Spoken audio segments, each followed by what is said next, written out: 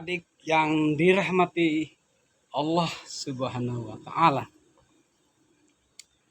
kita coba untuk membahas di bab pertama, bab pendahuluan dari mata kuliah atau MK Metodologi Studi Islam. Di sini bab pertama adalah pendahuluan kehadiran agama Islam yang dibawa Nabi Muhammad SAW diyakini dapat menjadi terwujudnya kehidupan manusia yang sejahtera lahir dan batin. Diyakini dapat menjamin terwujudnya kehidupan manusia yang sejahtera lahir dan batin. Artinya memenuhi kebutuhan lahir fisik dan batin, hati dan pikiran kita. Bahwa Islam itu akan memenuhi dua unsur penting dalam kehidupan manusia, yaitu lahir dan batin. Sehingga kalau kita mengimaninya, maka kita akan terpenuhi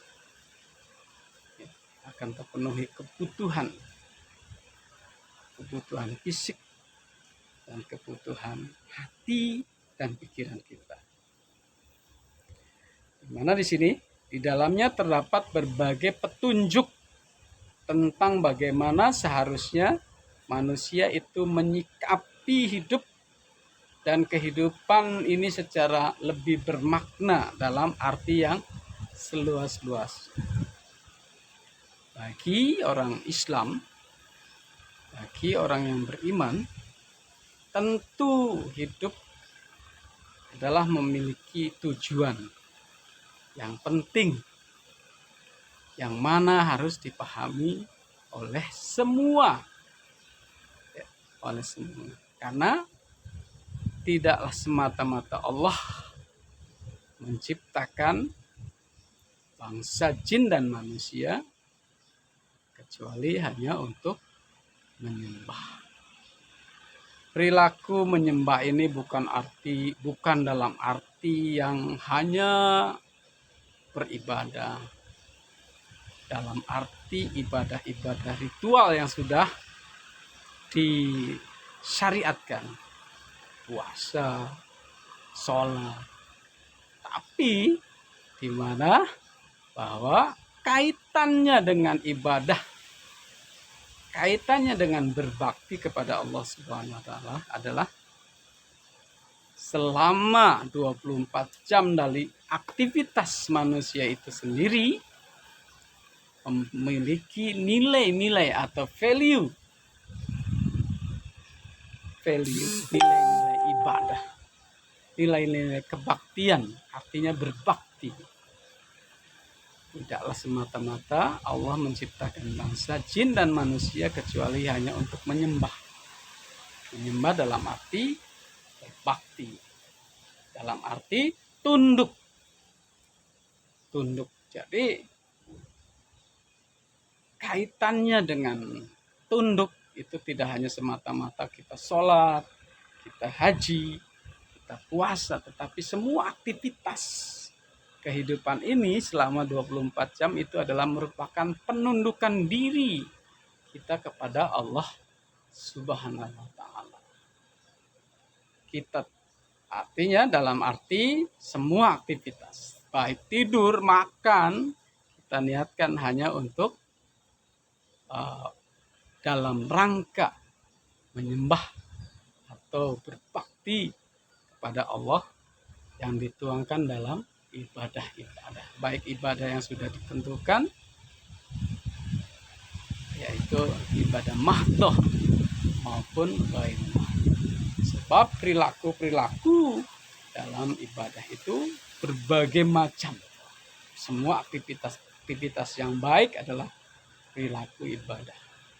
Mencari makan, berdagang, bekerja, belajar, menjadi mahasiswa, ya, atau menjadi guru, itu semua rangkaian daripada bakti kita kepada Allah, adalah merupakan rangkaian daripada penyembahan kita kepada Allah Subhanahu wa ta'ala.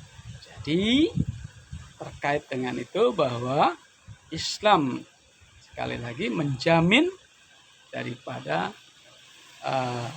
terwujudnya kehidupan manusia yang sejahtera lahir dan batin. Mencari makan, mencari harta yang sebanyak-banyaknya, itu adalah bagian daripada ibadah. Ketika kita sudah memilikinya, apa kewajiban kita yang harus dikeluarkan? Karena itu semua terkait dalam rangkaian-rangkaian aktivitas manusia dalam mewujudkan, menyembah atau berbakti pada Allah Subhanahu wa ta'ala. Sebagai manusia kita harus tunduk semua secara keseluruhan. Tunduk kepada Allah Subhanahu wa ta'ala. Dan itu adalah aktivitas manusia yang tidak memberatkan karena kehidupan normal. Kita tidur, kita berhubungan sosial, kita menuntut ilmu, kita bekerja, dan kita semua mencari yang terkait dengan yang berfaedah dan memiliki manfaat buat orang lain adalah merupakan rangkaian daripada penyembahan kita kepada Allah Subhanahu wa ta'ala. Jadi di sini tidak salah bahwa di dalamnya terdapat berbagai petunjuk tentang bagaimana seharusnya manusia itu menyikapi hidup dan kehidupannya secara lebih bermakna. Jadi tidak sia-sia. Selama 24 jam kita memiliki arti hidup yang tidak sia-sia, bermakna.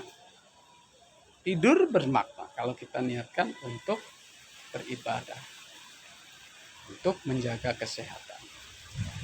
Petunjuk-petunjuk agama mengenai berbagai kehidupan manusia sebagaimana terdapat di dalam sumber ajarannya, yaitu Al-Quran dan hadis. Itu pegangan bagi umat Islam, Al-Quran dan hadis. Kemudian pewaris Nabi adalah para ulama. Itu pegangan bagi umat Islam. Di sini bahwa Al-Quran dan hadis tampak amat ideal dan agung dari kacamata Islam itu sendiri. Islam mengajarkan kehidupan yang dinamis, bergerak, bukan diam, bergerak. Ya, bukan hanya diam dan progresif, memiliki progres perubahan, ya, memiliki perubahan ke arah yang lebih baik, dan menghargai akal pikiran melalui pengembangan ilmu pengetahuan dan teknologi. Jadi menghargai akal pikiran melalui pengembangan ilmu pengetahuan dan teknologi. Beruntungnya bagi makhluk yang namanya manusia diberi bekal akal pikiran untuk mengembangkan secara real, secara apa yang diamati melalui empiris, melalui ilmu pengetahuan dan teknologi. Gunanya untuk kemaslahatan umat. Ya, kemaslahatan umat, bukan untuk menghancurkan umat. Membuat senjata untuk melindungi umat, bukan untuk menghancurkan umat. Karena pernah terjadi pada tahun sekitar 1945 bahwa senjata pemusnah massal telah dijatuhkan di Hiroshima dan menelan banyak korban.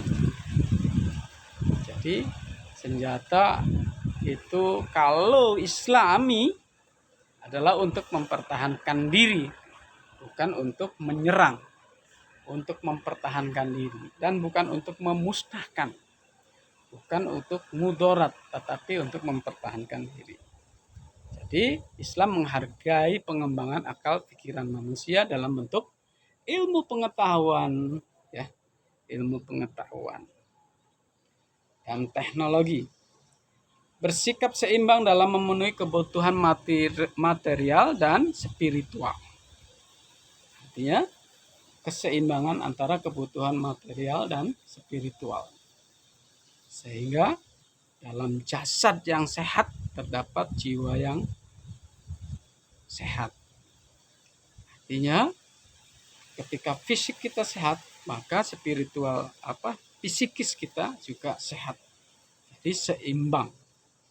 Karena kita memiliki pegangan dalam kehidupan dan tujuan hidup itu sendiri sudah terbangun dalam ruang otak kita. Bahwa hidup adalah untuk beribadah. Hidup adalah untuk bermanfaat bagi orang lain. Kemudian senantiasa mengembangkan kepedulian sosial. Islam itu sendiri sangat peduli terhadap kehidupan sosial. Yang kuat membantu yang lemah. Yang kaya membantu yang miskin. Itu adalah bentuk daripada ajaran Islam itu sendiri. Kemudian Islam itu adalah menghargai waktu. Waktu selama 24 jam itu dimanfaatkan, ya. Dimanfaatkan. Kemudian ditandai dengan waktu-waktu sholat yang ditentukan waktunya. Itu adalah menghargai waktu. Kemudian bersikap terbuka, tidak menyekat, tidak inklusif, tapi bersifat terbuka dalam kehidupan sosial. Yang penting saling menghargai, bukan saling menghujat, bukan saling mengolok-olok.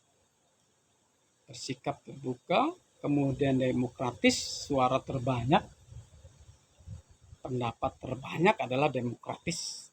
Tetapi bukan demokratis yang dibeli.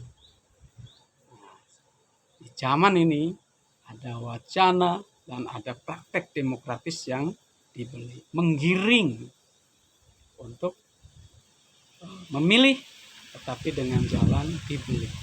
Artinya ini adalah politik yang sudah oligarki, di mana yang memiliki kekuatan finansial di situ akan menguasai politik. Nah, ini dalam Islam tidak dikenal. Kemudian berorientasi pada kualitas, kemudian egaliter, kemudian kemitraan, bisa bekerja sama dengan siapapun, ya. Tidak membatasi diri orang Islam hanya bekerja untuk orang Islam, tidak. Karena dicontohkan di dalam satu bentuk kehidupan yang nyata pada masa Rasul pun di Madinah itu berbagai latar belakang daripada kepercayaan ada. Bukan hanya Islam, tetapi berbagai kepercayaan dalam ajaran Islam ada. Kemudian anti feudalistik, anti berkelas. Kelas yang paling tinggi adalah takwa, bukan kelas karena harta. Anti feodal. Kemudian mencintai kebersihan, kemudian mengutamakan persaudaraan, berakhlak mulia. Tidaklah Allah, Nabi Muhammad diutus hanya untuk menyempurnakan akhlak. Karena bagaimanapun kepintaran orang tidak akan memiliki nilai kalau tidak berakhlak. Dan sikap-sikap positif lainnya. Jadi Islam itu memiliki sifat-sifat yang positif. Adik-adik yang dirahmati